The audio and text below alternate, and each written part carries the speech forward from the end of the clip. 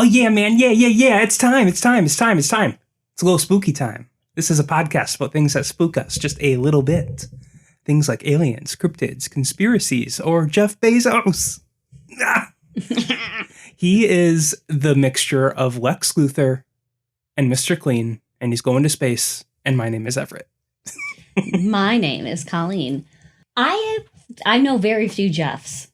My name Jeff? The Jeffs that I have heard of, none of them are normal. You got Jeff Bezos, Jeffrey Epstein. Jeff the Killer. Jeffrey Dahmer. Not a whole lot of good Jeffs out there. No, do you hate your kid? I feel like Jeff is a cursed name. My name Jeff.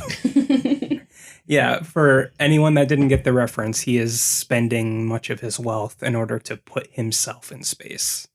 I don't get it. What's there to do out there? Escape. Right. I mean, I can see visiting space for a little bit, but like, wouldn't you get bored? I think that's the plan now. He's just visiting space, but I'm pretty sure he's making his way to setting up a space colony where he can live and set up his own rule where he can avoid prosecution that may potentially come up in the future. Maybe not. Just some ideas being thrown out there with all this Bill Gates news coming out too. It's like a dangerous thought, though, because once he's out there and, people on Earth ain't going to want him to come back in. And how's he going to get all the supplies? Amazon uses drones. Why not just throw a rocket on there, too? That's true. I suppose if he still owns all of the warehouses and stuff on Earth till the government gets to him. He can't. No one can get him in space. Valid point. It's the final frontier. Well, that's enough about space. Maybe. Because I don't know what we're talking about today. What are we talking about? We are talking about a classic spooky. A classic tale of cryptids in America. We are talking about the Enfield Horror. Ooh. The Enfield Horror. I'm going to be completely honest. Mm-hmm. I've heard this one, like the name of it before. Mm-hmm. I actually have no idea what this is. Really? Yeah. All right.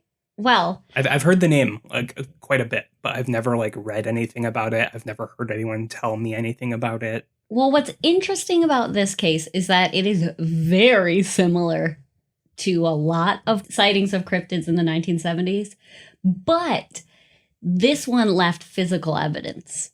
Mm. So that's what makes it intriguing. Though, as I'm telling this story, you might get deja vu about the Hopkinsville Goblin story because it's got very similar elements. Okay. Let's dive in. Let's go spelunking right into Enfield. Okay. This story takes place in Enfield, Illinois in 1973. And Enfield is a tiny village in White County, which is located pretty far south in Illinois. And it's bordering on Kentucky. So I call it less Midwest and more south. Okay. I was just curious because I'm interested in language and accents. I looked up Enfield accent. It's definitely more Kentucky than Chicago, for sure. Yeah, I can see that. Anyways, the whole area of this village is only 1.2 square miles. So it's tiny. It's just a small, what do they call those, bedroom towns? Where you sleep there, but you work elsewhere. Like you leave town to work. Oh, I've never heard that term. When you said that, I thought it was going to be like a highway town where there's a couple hotels and you sleep there. No. So in 2010, in the 2010 census, the population was listed as 596, but in the 1970s, it was 764. So, I mean... people are getting out of there. People are getting out, but even, I think, from back then, still a very small village. Yeah, for sure. I was curious about the people of Enfield. So I actually did a weird amount of looking into Enfield itself, just to put myself in the headspace of a 1970s Enfield resident to see if I would believe this story. Groovy? I mean, it's like too remote for that. You think they were like jiggy with it? What decade are you living in? I don't know. Anyways, there's not much cultural information about Enfield in the 1970s, but I'm kind of operating under the assumption that life in Enfield, Illinois right now isn't majorly different than it was in the 1970s. Other than like the obvious like advances in technology. Yes, right. But, and that changes life a lot. But I think that culturally speaking, just small town America, just you either leave, like commute somewhere else to work, or you just live there. Right. And like you maybe have a farm or something. I don't know what it's like there. Right. So in order to find out what it was like, I looked it up. It's 98.5% white people, 0.3% Native Americans, and the rest of the population is made up of quote unquote other races. Whatever that means. I don't know if that's like mixed race people, Hispanic, Asian, African American. Yeah, it's just there's a dozen people that aren't white that live in this town. Exactly. So if the proportions were the same in the 1970s, we're talking 749 white people and 15 people of other races. Sure. So, I mean, we're talking very small, very homogenous 1970s town bordering on Kentucky. Is that the true horror of Enfield? Yeah, it just feels scary to begin with. No. I Google Earthed it to see what it was like. I took a walk through Enfield. That whole 1.2 square miles? Yeah. So there's a sign, the Welcome to Enfield sign. It says, "Welcome to Enfield, Illinois, home of Mule Day." My favorite. It's my favorite day. Clearly it's significant enough to point out.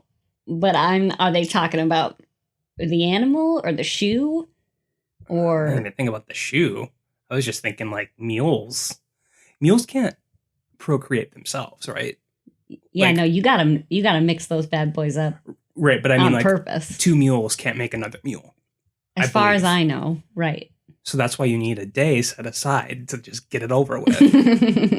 God. Yikes. Okay, Enfield, I'm sure you're not as bad as this description.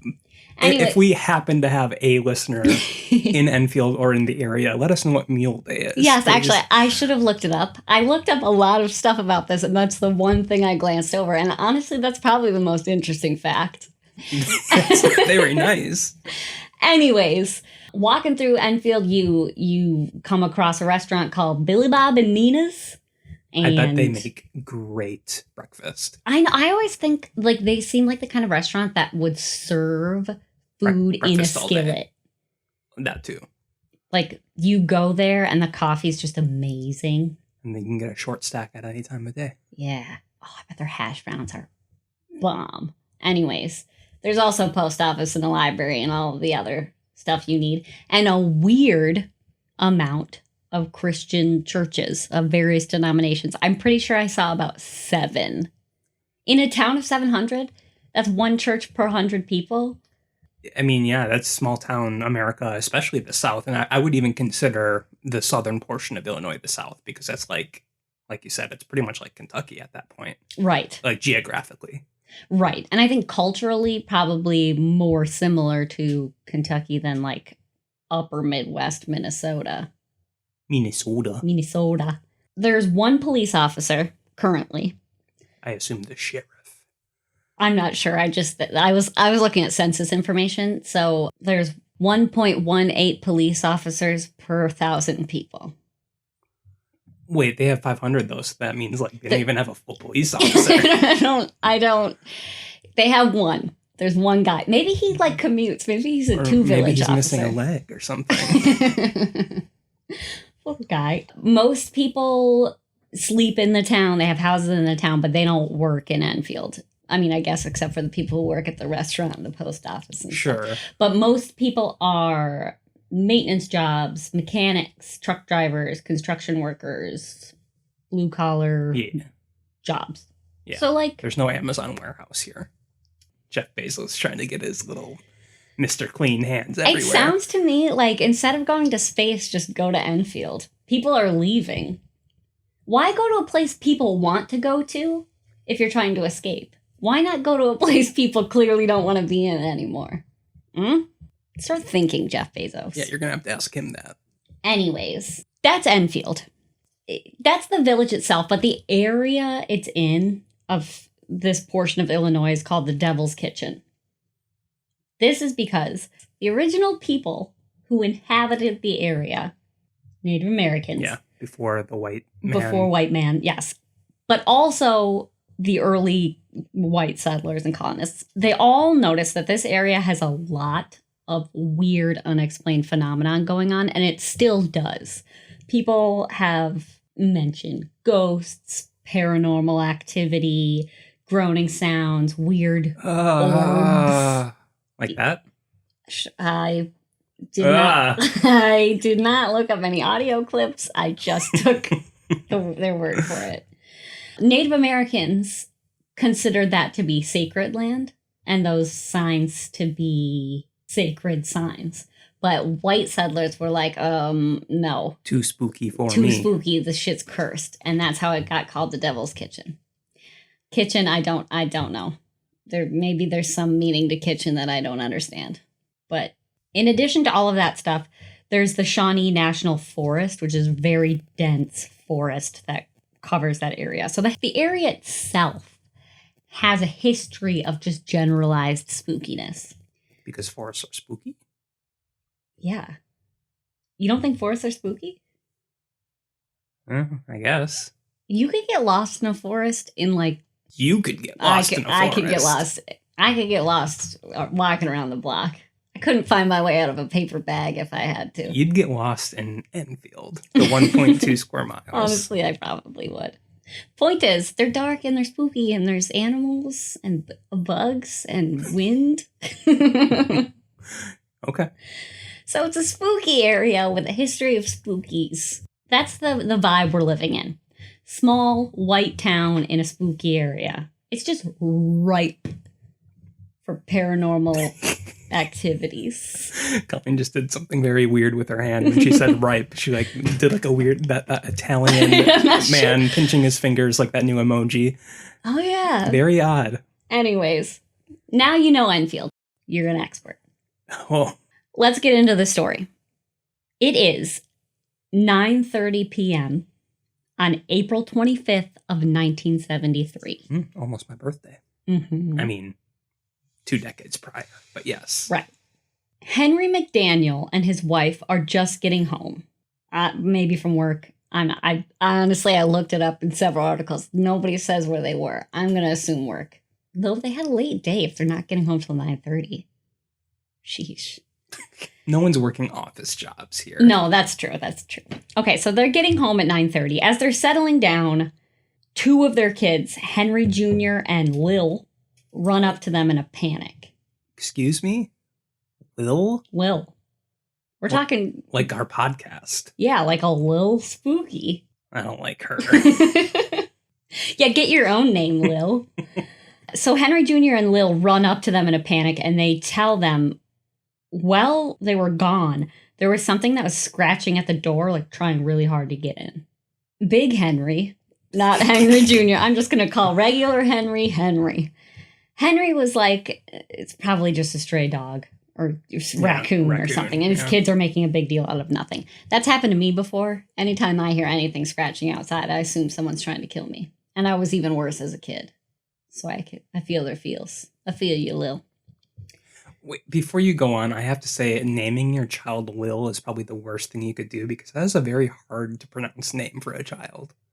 Will? Will. Oh, no. Henry, he brushes his kids aside. He's like, I'm sure what you heard was a raccoon or something, whatever. But a little bit later, he actually starts to hear the scratching sound at the door for himself. So he's still thinking it's a dog or raccoon or an animal. Something. So he opens the door to like peek his head out or maybe like scare it away. And what he sees is not a raccoon. It's Jeff Bezos finally settling in Enfield. Actually, sort of. Equally creepy. Henry describes what he saw as a creature that had 3 legs, a short body, 2 little short arms, and 2 pink eyes as big as flashlights. It stood 4.5 feet tall and was grayish colored. What are you picturing? At first, I was picturing this is going to be over your head. But, okay. Well, there's a Pokemon named Dupiter. And Yeah, it's like a little spider thing, and it has like 3 or 4 legs it stands on. So at first I was picturing that, but then you said the 2 flashlight pink eyes. Well, Henry says that it was actively trying to get into the house. So like when he opened the door, it was like, now's the time. Here's my chance. Right. So he slams the door shut, of course, and Southern Illinois goes straight for the gun and a flashlight. I mean, if that happened to me and if I owned a gun, I would also do that right now. Really? Yeah. If there was a weird alien creature with like pink eyes and it was like, let me in. Well, okay. We have bears that eat our garbage and are constantly but you can scare a bear away. Well, he didn't know that this, like... You said it was actively trying to get in. Well, it's an animal. There's always birds trying to kill themselves. A 3-legged, short-armed, pink-eyed animal? Well, okay, but if you don't know what it is and you're being rational about it, you close your eye, like close the door, turn around, and you're like, holy shit, what I just see? Well, that's some sort of weird mutant deer. The thing is, if he did that, though, I imagine that since it's still trying to actively get into the house, it's still scratching at the door if he shut the door. Right, that's the I assumption. would do the same thing, and if I owned a gun, get a gun. Well, just like you would, he grabs his .22 and he goes back to the door, and instead of just like leaving the door closed, he opens the door and goes pew, pew, pew, pew. 4 shots. I don't know about the other 3 shots, but Henry says he's positive that the first shot hit it. The beast hissed at him and then ran away. Only it didn't exactly run. It bounced. Oh, I was going to say scuttled. No, it bounced. He says that it looked like it covered 50 feet in just 3 jumps. Whoa. It's like a pogo stick. Yeah. Did he say where he was sure he shot it? I did not write it down. I want to say he thought he like shot it in the chest. But don't take my word for that's not fact. Okay. So I'm still trying to picture it. I got the legs down and the eyes, but what's its body like? Short body, but is it like proportional like to like a gray alien where it's kind of thin, or is it like stout? This is his description from his words. Short body. It had 3 legs on it, a short body, 2 little short arms, and 2 pink eyes as big as flashlights. It stood 4.5 feet tall and was grayish colored. Okay. So he shoots it, it runs away. Back to the gun thing. Why would you shoot it right away? Yeah, the thing is, I would grab a gun if I had one too, but I wouldn't shoot right away. I mean, I wouldn't have opened the door and shot it. I would have been like, I got my gun in case it gets into the house. That makes sense to me. But taking your gun and then immediately opening the door to, potentially increase the amount of danger you're putting yourself in to shoot it when it hadn't gotten into the house previously. Right. I would like open the window or something and fire like a shot into the ground to see like if it would scare it away. Right. And that makes sense to me. But I mean, you don't know what it is. Right. And that's why I wouldn't shoot it either, because what if it was a Bigfoot? What if you shot Bigfoot? Or like, what if it's intelligent too? Right. And it needed what if it was okay, this is exactly like the Hopkinsville Goblins situation. Like, what if they were aliens, but their like craft broke down and they needed bananas for energy. Or human blood to fuel their ship. Right. What if they were asking nicely? You don't know. I like how you just agreed with that. Yeah, of course. Look, I don't like when strangers knock on my door. Okay, but usually I just ignore them. I don't just shoot them. Maybe I'm the weird one. I don't know. If something's actively trying to get in your house, I think it's fine to try and defend yourself. I'm not victim blaming here, but I don't think you should open your door to the danger. Why not call someone? If something's scratching at your door, you're probably assuming it's like a raccoon and you can scare it away. Right. And I understand that the first time you open the door to see what it was. Why open it again if you're thinking it's trying to attack you? That was my question. Yeah, I would never open that door again. Right. I would sit there with my gun, and if it came in, or I noticed it like breaking into the door. Or the window or something. the window, then yes, shoot it. Right. But why increase the amount of potential danger by like what if it got past you and got into the house? Yeah, what if more had shown up or something? Right. So I understand. I thought that was weird. But you know what? I've never been in a weird... Well, like you said, yeah, the culture's different too. Yes, very different. I'm not from an area where guns are that prevalent. Sure. You know, this seems like the sort of town where, like, every house has a gun that comes with it when you buy it. Yeah. Or, like, maybe this is a big hunting town or, you know, area. With the forest, yeah. I'm sure. So I guess it's not something I'm used to. Okay. So far we're talking about a situation that we've heard before in a lot of cryptid tales. Yeah. Cryptid scene. Cryptid shot at. Shooter calls police. Police find nothing. Everyone moves on and assumes that the original person is, like, crazy or drunk or an idiot or looking for attention. If he's so sure that he shot it, it should have left blood or something, right? Well, let me tell you what happens.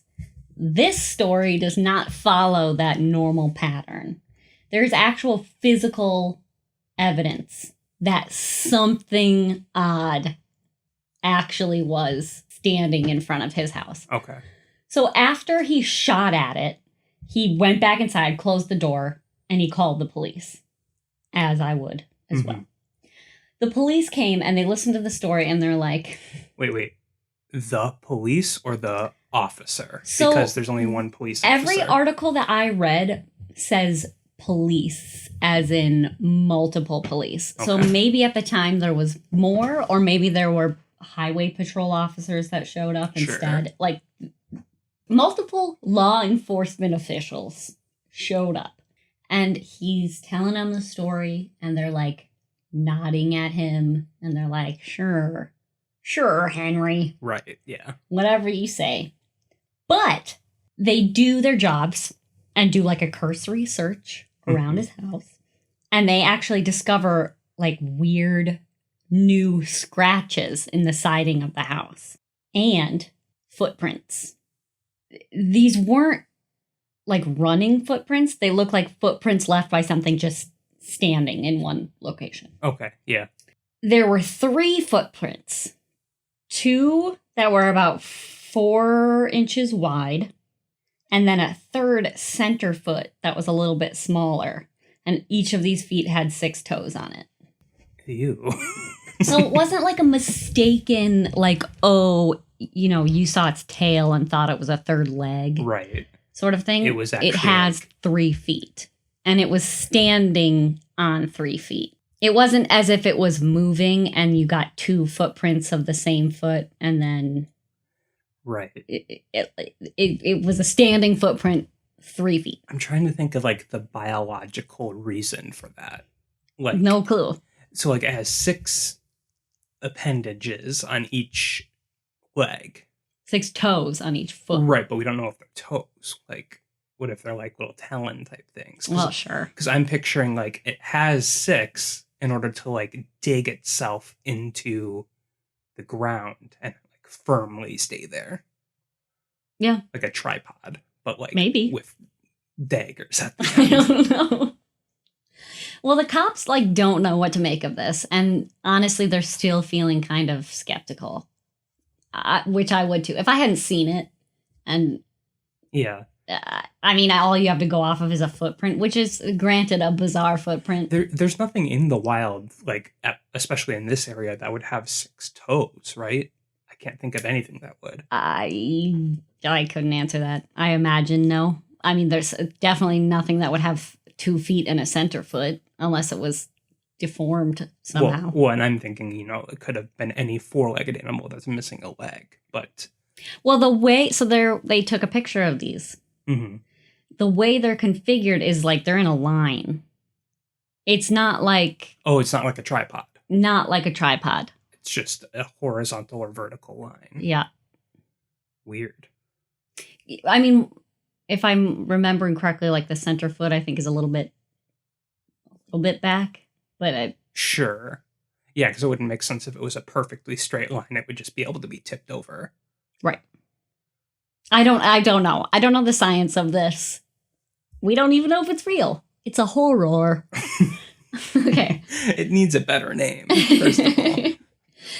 So the cops are still skeptical, as I said, but they do take the time to note down that Henry seemed completely rational and completely sober while they took his witness statement.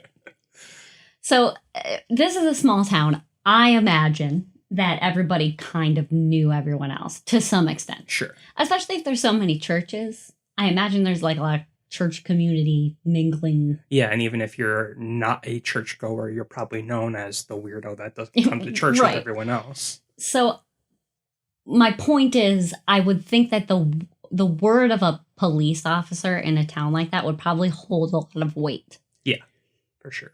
So people listen. And Henry goes around town telling this story to literally everyone. Anyone.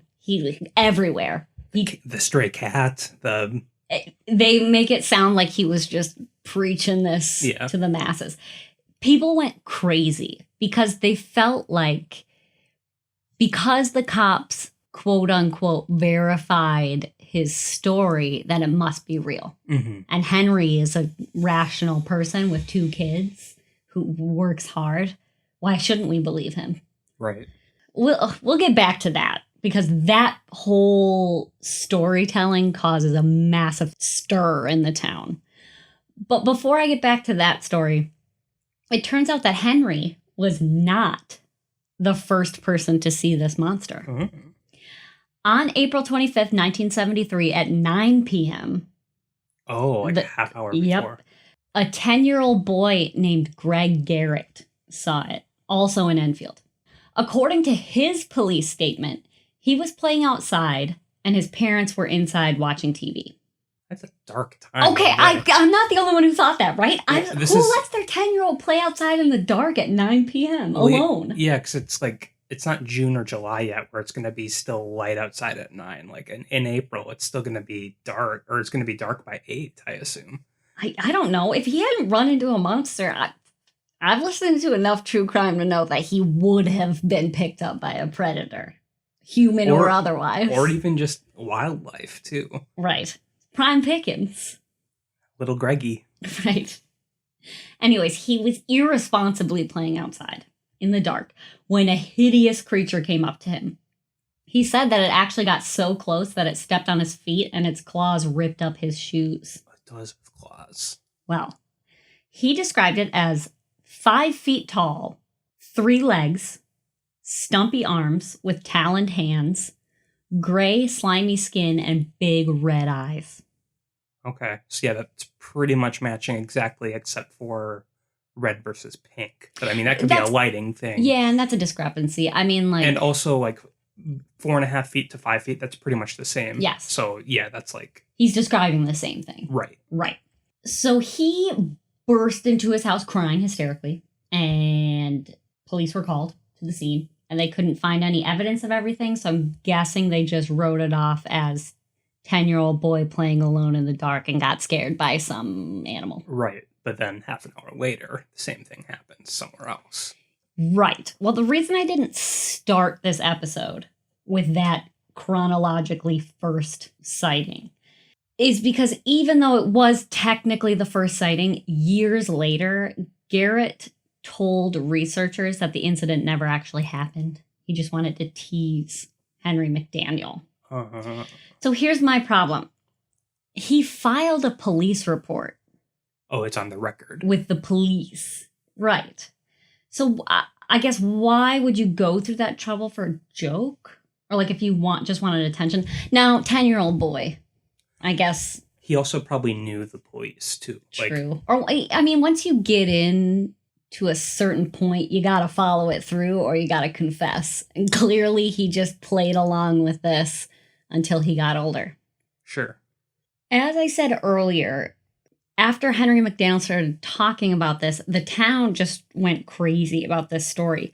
So, I mean, you could have easily just told people after the story got out that you saw it and gotten the same amount of attention. You know, why go through the trouble of filing a police report? Right. Plus, I couldn't find out when his report was filed. Now, if it was filed after Henry's, that backs up the claim that it was a fake report. If it was filed before Henry's, then, of course, how would he have known? Yeah. So it sounds like Henry called the police right away when it happened to him. Mm-hmm. I'm under the impression that maybe for the little kid, it was the next morning. I would think so, too. But here's my problem. Why would you mention the fact that you burst into the house hysterically and your parents were there to verify that. Yeah. If his parents were playing along, fine. But if his parents weren't playing along, his timeline doesn't make sense. Because if he was playing at 9 o'clock, that's before the Henry McDaniels sighting. Mm-hmm. And his parents would not have known to play along with his... I mean, anything could have upset him, and then he just adopted the story. Right, and that's the most likely scenario. And that's why I didn't bring him up. Or maybe he just, I don't remember anything from when I was 10. Mm-hmm. When did he say it was fake? Several years later, I'm not sure. Okay. So, I mean, he just didn't want any attention. Maybe he actually did witness something, and he's like, I just want to put it behind me. So, right, that's kind of my thought. The most likely case, he's making the story up for attention. But maybe he did legitimately see it, but now he wants to be taken more seriously. Or just forget about it. Yeah, it's like it never happened. Never happened. I did it as a joke. Right. So, I mean, it's up to you to decide what his motives were. Like, if he was trying to cover up his story later on to seem less crazy, or if, he was actually just playing a joke. What does its head look like? I don't know. That's what I want to know. Mm-hmm. Is it like a gray, because they described grayish skin, right? They described it grayish skin, but is it like a big round head, or is it just like a normal, proportional human-sized head with big eyes? I don't know. That's what I want to know, though. I don't know, and that's not described. I read a ton of different sources. The only descriptions we get are the quoted descriptions from Henry McDaniels, which I read to you earlier. Has Enfield adopted this as like a touristy type thing? I'm wondering if they sell merch. I would imagine they do, yes. But we will get into the tourist thing in just a little bit. Okay. All of that supposedly happened April 25th. The next day, Henry's going around telling everybody the story. May 6th, 2 weeks later, talking 2 weeks later, Henry McDaniel is woken up by his neighbor's dogs barking. And he goes outside to see what in tarnation this hootenanny's all about. Yep. And he saw the monster again. This time it's just hanging out on the railroad tracks by their house. And he says, quote, I didn't shoot at it or nothing this time, end quote. He just watched it kind of like meander around on the railroad tracks, like sniffing around, hanging out for a few minutes, and then it bounced away. So, I mean, it must have been far enough away that he didn't feel threatened by it, but interesting, like he would have gotten a really good look at it if you're standing there for a few minutes watching it. I find this second story a little less believable. Sure. Well, let's assume he believed it. Sure, yeah. If he wasn't convinced that he saw a monster the first time, he was sure of it this second time. Because he saw it again. And it wasn't like a fleeting glimpse. He sat there and he looked at it and he knew, like, this isn't normal. This isn't just like some common animal. Mm-hmm. This is something freaky. So Henry goes around town telling everyone he's seen a monster from outer space. He claims it is a monster from outer space. He doesn't care if people start making fun of him. He doesn't care what people say. He's just telling everyone. Was he doing, like, you said he was telling everyone after the first sighting. Mm-hmm. But, like, because I'm just wondering if he actually witnessed something the first time, but he has a made-up follow-up encounter the second time to continue with the attention. Or to get people to find him more credible, that he saw it again and could re-describe it. Potentially. Yeah. Word gets out, obviously, because he's telling everyone the story, and the story spreads like crazy. And soon enough, the village of Enfield was like packed with tourists and monster hunters. I mean, think about it. This is like a small town. Yeah, they can accommodate a bunch of visitors. Yes. Not only that, I mean, you don't want your town filling up with strangers. I mean, like how do you let your kids play alone in the dark now? Yeah. With all those people around. It's not safe now. It got so bad that the county sheriff, Roy Pochard, he threatened to arrest Henry if he kept telling people his story. Oh, okay. But I mean, it was too late. They got a bad case of tourists. Sure. Among the people that came to the town, tourists, researchers, reporters, people who wanted to interview Henry. Like, this was a big deal. But also, there were people who were, like, dead set on monster hunting. So they would show up to town with weapons, guns, bows and arrows, like the whole spiel. So, I mean, that's another reason the locals weren't happy. Yeah. I imagine, I mean, even if you do have guns in your house, it's not going to make you happy with a bunch of armed, strange individuals roaming around your town. Yeah. So all of a sudden, the town is overrun with gun-toting thrill seekers looking for a monster that only one person has verifiably claimed to have seen. Maybe two. But, of course, with the influx of new people came new sightings. On May 8th, just 2 days after Henry's second sighting, two hunters from Indiana named Mike Mogul and Roger Tappy claimed to see a giant gray monkey dashing through the underbrush, but they couldn't get a good shot. So, like, you see it and you're immediately like, gun now! That's just not my mentality. I just don't get it. I just don't. No one has cameras, like, in their pockets at this time. It hasn't done anything. It's done literally that is nothing. True. And also, if they had just witnessed, like, an old hairy man just in the forest, they could have shot a person. Right. I mean, like, especially if it was dashing through the underbrush. You don't know what you saw. Anyways, luckily, Deputy Sheriff Jim Clark deemed these men and the men with them as threats to public safety and arrested them. Cool. Right. Because you can't just go shooting at things all willy-nilly. Just side note question, because I'm not a hunter. Wouldn't this sort of like reckless gun handling, shooting, wouldn't that like piss off real hunters? Yeah, and there's actual deaths every year of reckless shooting like this. Right. I mean, you're just ruining it for everyone, really. Why not just take a picture of the spooky Well, they couldn't monster? At this time, though, really. Cameras existed in 1973. Of course they existed, but, like, you know, these people can't afford a camera. And well, these are tourists. They Tourists. could afford to go to Enfield. They could afford the gas, sure. I just mentioned them because they claimed to have been outsider witnesses other than Henry McDaniel. But that's not the same monster, though. You said, I mean, it's presumed that it is. What was the description? They claimed it was a big gray monkey. Yeah, that's way different. But they also only got like a fleeting glimpse of it as it was running. Like, it wasn't standing in front of them the way it was with the other two. I think there's a big difference between a monkey and a three-legged, short-armed, pink-eyed monster. Right. Well, and I am thinking if you're in this town in the midst of a monster craze and you're looking for monsters, you're going to see what you want to see. Yeah. So, I mean, I wouldn't call them credible at all, but they are listed as having seen it. Sure.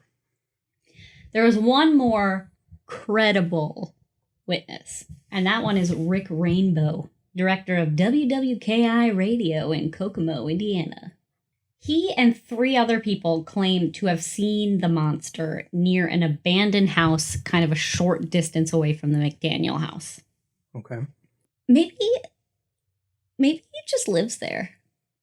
In the abandoned house. Maybe. Why are you showing up at his house?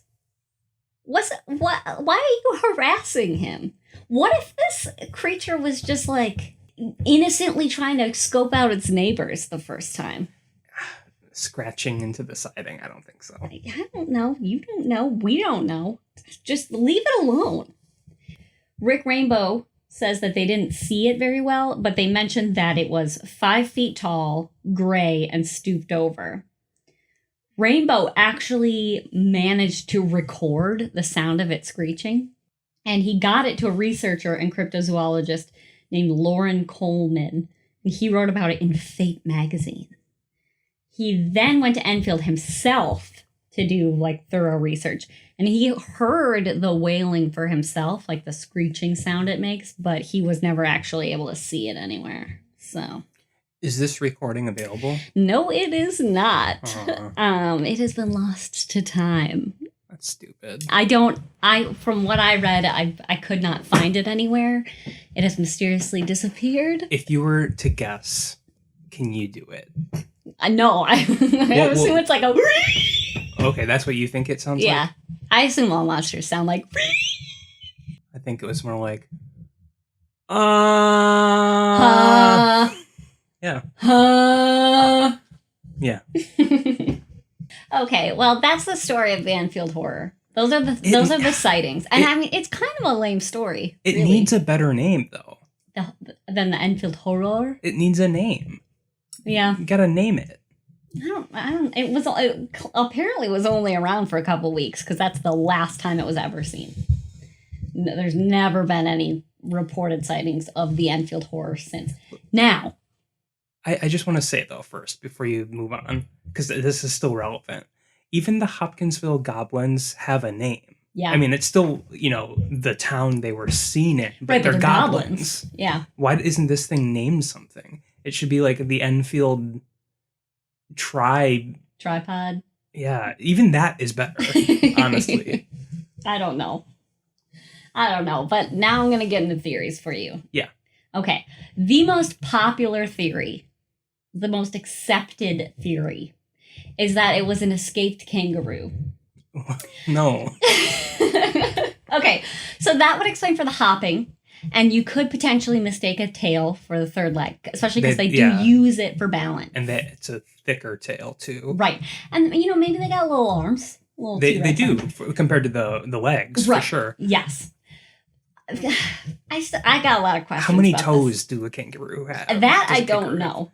But what the fuck is a kangaroo doing in Enfield, Illinois? Sure, I assume it's like a zoo or something. But that'd be a pretty far way away from any sort of metropolitan zoo. Well, I don't know that Enfield had a nearby zoo. Kangaroos have different tracks from what was actually discovered. Yeah. And I'm sure they don't have 6 toes either. McDaniel himself, when presented with this theory, said, quote, "It wasn't no kangaroo," end quote. I've never seen a kangaroo in real life. I haven't, this is Minnesota.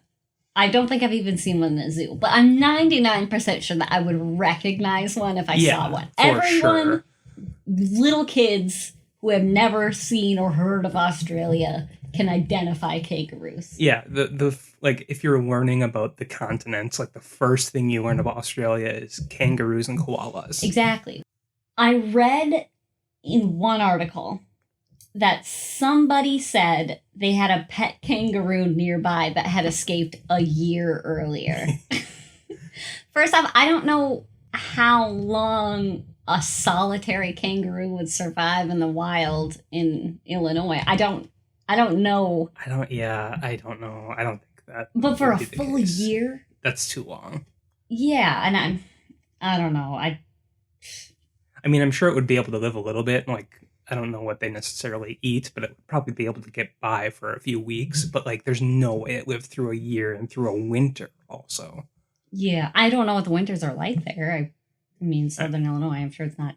Yeah, it's probably not like it is in the upper Midwest, but it's not Australia. It's not Australia. Yeah.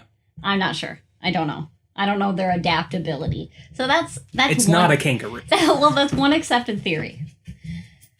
People have also just picked different animals. Some people said it was a monkey of some kind, bears, dogs, wildcats. Just trying to explain it away with but none of that makes sense. Right, none of those fit the descriptions. Right. Okay. So other theory, this was made up for funsies by Henry McDaniel. More believable. Right. Garrett's recanting of his story makes this theory credible. And the hunters, as I mentioned earlier, who saw the monster, they could have just been influenced by the town hysteria and seen what they wanted to see. Yeah. Or just seen anything strange. If you see something bizarre, you're going to be like, whoa, Enfield monster, that's what I came here to find, and that's what I found. In fact, Western Illinois University sociologist David Miller looked into this event as a social contagion, where large groups of people can be influenced by group emotions such as hysteria, collective visions, and extreme instances of suggestibility. There were a handful of sightings that led to panic and potentially exaggeration. And then that was passed on. However, even if all of the other reports were instances of hysteria, where did Henry McDaniel's original story come from? That doesn't explain the first sighting. Right. So it could easily explain every subsequent sighting. Yeah. But not the first one. And I'm guessing that probably is the case for sure for everything that everyone else witnessed. Sure. So here's another theory. The Mount Vernon monster. That also needs a better name, too. Yeah. They're not super creative. In 1941, so solid 30 years earlier, the village of Mount Vernon, which is 40 miles away, experienced a very similar monster that hoppity-hopped. And they described it as like gray baboon-like creature. Okay.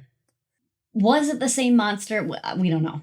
Well, there's been nothing to suggest that they're connected other than the fact that it's grayish, bouncy monster that happened in the same area. Yeah, I mean, I really think the three-legged thing, it sets this one apart from anything else. So it would have to be something that has 3 legs. Right. Like, to me, at least.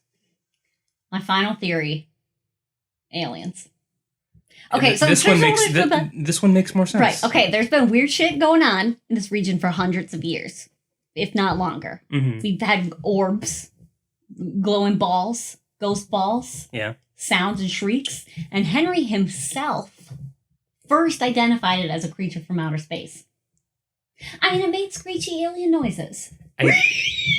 Yeah, I mean, with this cryptid, I think that would be the most...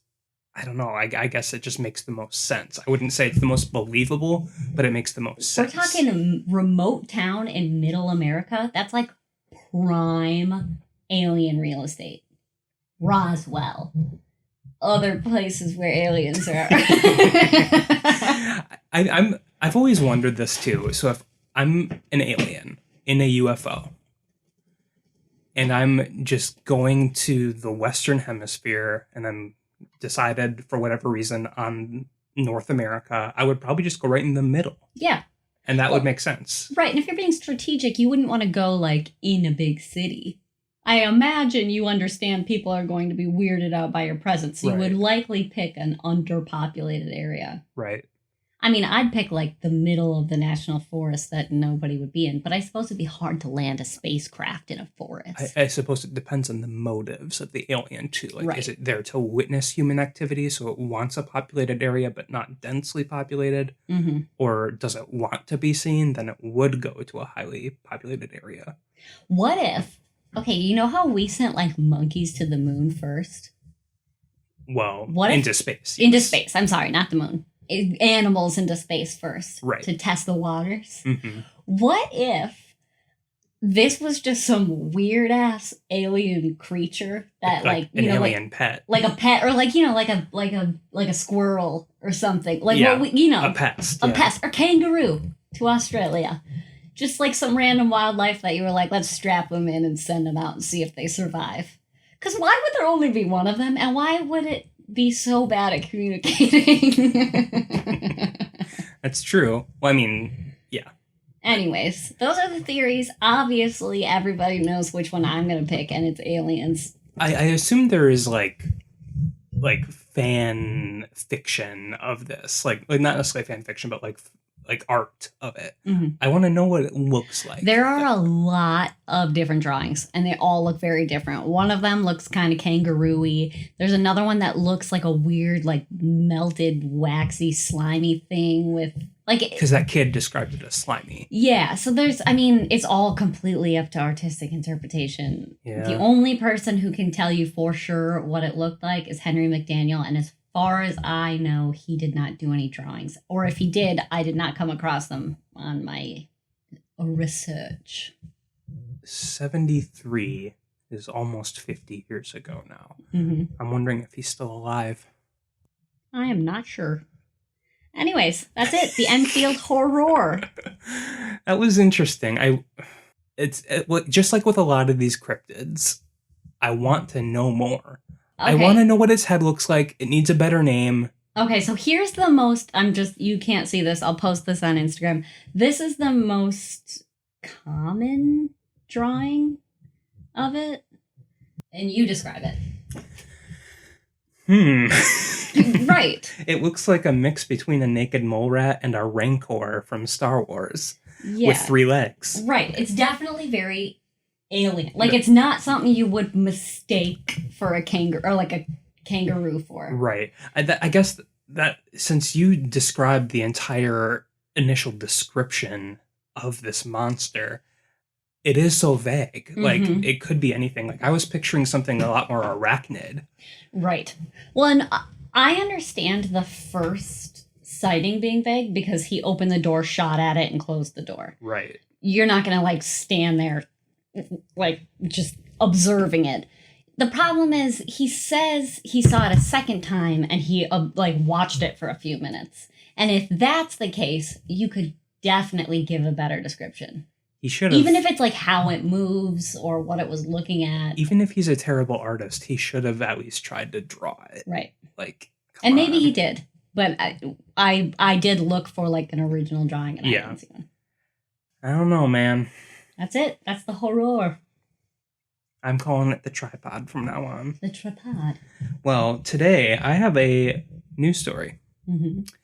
I've had a couple listener stories the past few weeks, and if you would like to send us one to read on the podcast, send it our way. But this week, I have a story from China. Oh, that's a little spooky. This is recent. On May 4th, 2 masked men entered the G House Taipei restaurant, holding large bags filled with over 1,000 cockroaches. Ew. They simply released the cockroaches at the reception desk on the second floor of the establishment before fleeing the scene. What? Roaches Rude. started crawling on the floor, walls, and furniture, and it wasn't long before patrons enjoying their meal started noticing them. What? Among the diners were police officers of the Taipei Police Department. There was a large police banquet happening at this time. Ah. And immediately, this banquet created a task force to try to catch the predators. Or the perpetrators, excuse me. The commissioner, Chen Jiacheng, and the rest of the police department were in attendance, and they originally assumed that the cockroach attack was targeted at law enforcement. However, the police investigation found no evidence of this, and instead, it is now believed that the bizarre incident was a consequence of a debt dispute between the restaurant owner and local criminals. What a weird way to get payback. 5 suspects have been identified in this case. The 2 masked men, 2 lookouts, and a getaway driver. And they're all members of the Bamboo Union, an organized crime ring, which the restaurant owner allegedly owed money to. After their threats were unanswered, the criminals apparently decided to simply ruin the man's business. I have many questions, but that is an interesting retribution. Where did they come from? The cockroaches? Yeah, you think they bred them? Yeah, I think it's easier to do it that way instead of just looking for cockroaches. Yeah, I imagine they just got probably 10 cockroaches, threw them in a terrarium and had them for a while. Yeah. Gross. Well, and also I, as a restaurant patron, if I saw 1 cockroach, I would be sick, this restaurant's disgusting. If I saw 5, 10 cockroaches, same. If I saw a swarm, garbage bags full of cockroaches, that's not... Yeah, that something just happened. Yes, that's not that's not normal. Isn't that wild, though? Yes, that's insane. It's, you know what it is? If that's going to be the type of gang violence that we have to deal with, I would prefer that. Bring that to America. Yeah, take away the weaponry. And just bring out the cockroaches. Gross. All right. So that was weird. I have one update about our UFO watch. Unfortunate. Ugh. Well, the official report has not yet come out. No. But the New York Times ruined everything for everybody by basically leaking that there's no information in the report. I from my understanding, I think when the actual official report is given to Congress, if that is made public, there may be some more like video evidence of UFOs that haven't been released yet, but it's going to be very similar to what's already been released by the Navy, Right. which is just literally fast UFOs that move unnaturally, and that'll be it. Basically, the conclusion that I got is they have no evidence of alien activity, but they can't exclude the possibility of alien activity, though more likely it's just some sort of technology we are and really not privy to. Really, I mean, everyone was hopeful, yeah. But this is not surprising. No, at all. not at all. It's still a little bit soul crushing.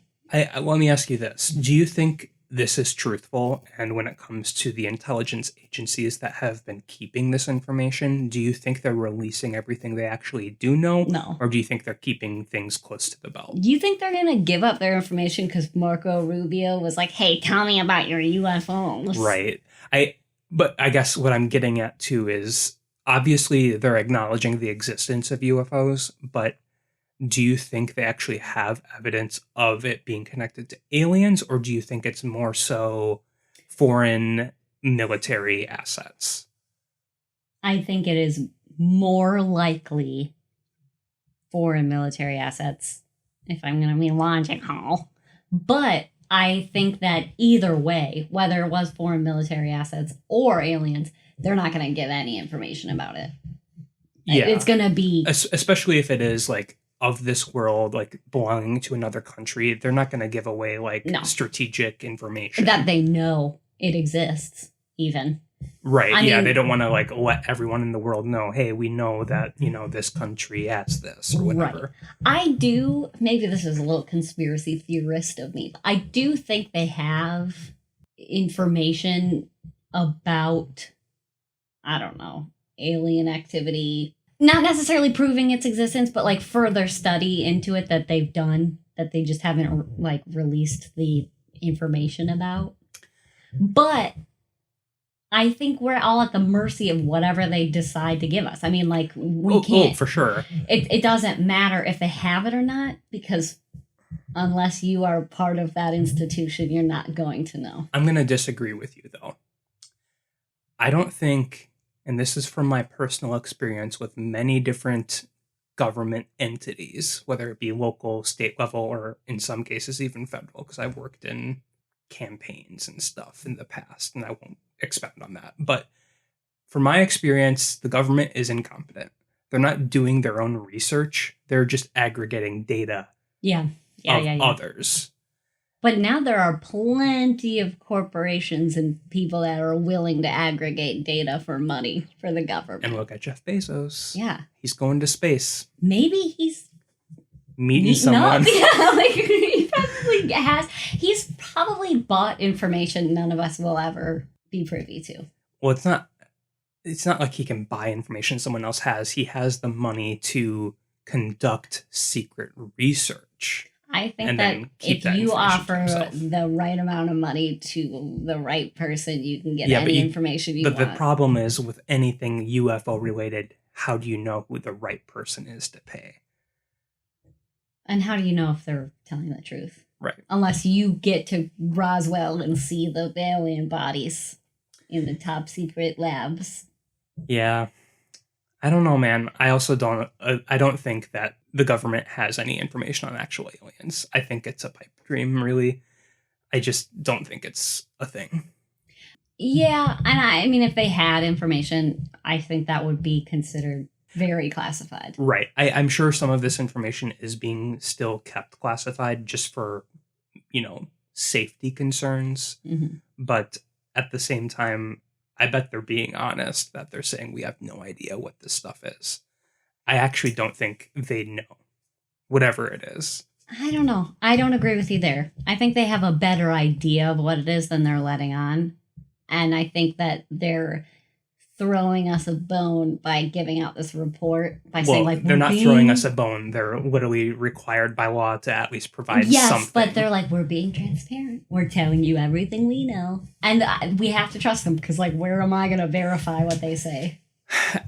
we might talk about this more too when the official report does come out and if it is made accessible.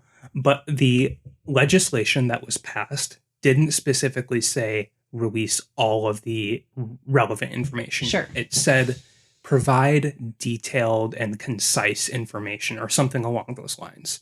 So it never required all UFO related information to come out. Sure. So that's true. I don't know. I think it's always, even if they come out and tell me face to like straight up the actual truth, like there's no aliens, I'm not going to believe them. And we should probably wrap this up in a little bit, but I have one last question about this for you. Mm-hmm. If they actually did acknowledge that aliens were real and they have like evidence of it, do you think that the public, not only America, but the world, do you think they would even believe that? Or do you think do you think that people would believe it and start like going into a panic mode? Or do you think they'd just be like, you know, this was Trump's America last year. Can we believe anything they release now? Yeah. I'm thinking like on the international level. That is a good question. Though I can't see what the government would have to gain by confirming the existence. Right, that's true. To me, it seems like there's only downsides, and the downside would be, you know, mass panic and... Yeah. Unless there was like, hey, we've discovered aliens and they've identified a cure for all known disease or something. But that's equally unlikely. It was just a thought. I don't know. But if you would like to send us a spooky story, please send it our way, whether it be a personal story or if you have an episode topic request or anything at all you would like to share with us. You can send it to any of our social medias, Instagram, Twitter, or Facebook. All are at NerdSloth HQ. Or you can email us at podcast@nerdsloth.com. Check out our website, and we have merch there, a link to our merch store as well. And I think that's about it for today. We love you. Love you. Bye. Bye.